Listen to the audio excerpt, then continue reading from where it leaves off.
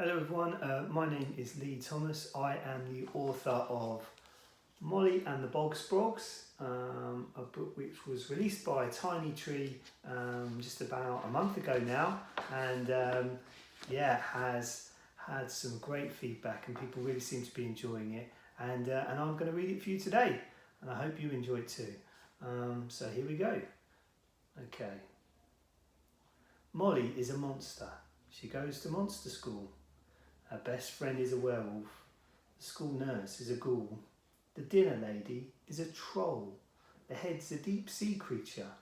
The caretakers are vampires, just like the PE teacher. Children often said to her, "You're really not that scary. You're not a monster, that's for sure. You look more like a fairy." But why does her hat rattle? And why's it got the shakes? Why don't you let us see your hair? Because it's made of snakes. Viper Vic and Mamba Mick, a rattlesnake called Rhonda. Next to that is Python Pat, then Stace the anaconda. How those snakes tormented her. They really were such thugs. They broke her toys and teased her friends. They filled her bed with slugs. But even though they drove her mad, they were her sisters really. And though she did not like to say, Molly loved them dearly. Every year at Monster School, they had a talent show, a chance to celebrate their skills and watch each other grow. My biggest talent, Molly says, is playing ukulele. Perhaps I'll win that contest by practicing it daily. But when she tried to practice, her snakes got in a tizzy, banging pots and bashing pans until she felt quite dizzy. She went to Wolf Boy Jack and said, "They're just a big distraction. I'll never win that contest unless I take some drastic action." "I can help you," he replied. "Please do not despair. I'll use my greatest talent. I'm wonderful with hair." That was when he grabbed the snakes. They began to buck and flail until he'd fashioned them into one massive ponytail.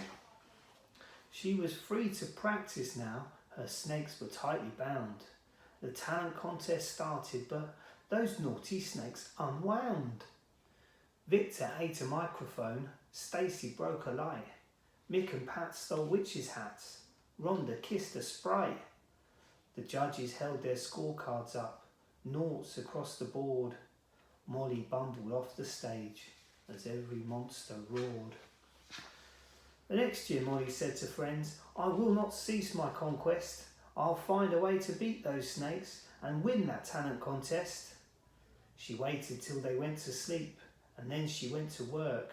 But when her strumming woke them, the snakes all went berserk. Molly sobbed to Cyclops Sam, "I cannot keep them quiet. Every time I go to play, they start to cause a riot." "I can help you," she replied, then fixed her with her glare. "I'll use my biggest talent, my strange hypnotic stare. Look deep into my eyes," she said, then did a silly dance. The snakes began to waver till she had them in a trance. Molly was free to practice. Her snakes were truly drowsed. The show came round again, but then those tricksy snakes were roused. Pat clogged up a tuba. Rhonda stole a dummy. Stace and Mick gave Frank a lick. Vic unwound a mummy. The judges held their scorecards up, loads of ones and twos. Molly shuffled off the stage, staring at her shoes. The next year Molly grew a lot. She checked against her door, but where she grew an inch or two, the snakes had grown much more. Molly went to Tim the Sphinx. "They're massive," she said, sighing. "I'll never win that contest. It's pointless even trying." "What is your greatest talent? Think hard now," he declared. And with that she remembered the good times that they'd shared, like when she made them brownies, or let them splash in puddles, or helped them build a tree house, and they gave her lovely cuddles. When Molly gave herself to them, her snakes could be quite caring, and that was when it came to her, "My talent lies in sharing." So back to practice Molly went, but with a helping hand. This time around she asked the snakes, to join her in a band. Victor played the keyboard, Pat on drums with Stace. Rhonda blew the saxophone with Mick on double bass.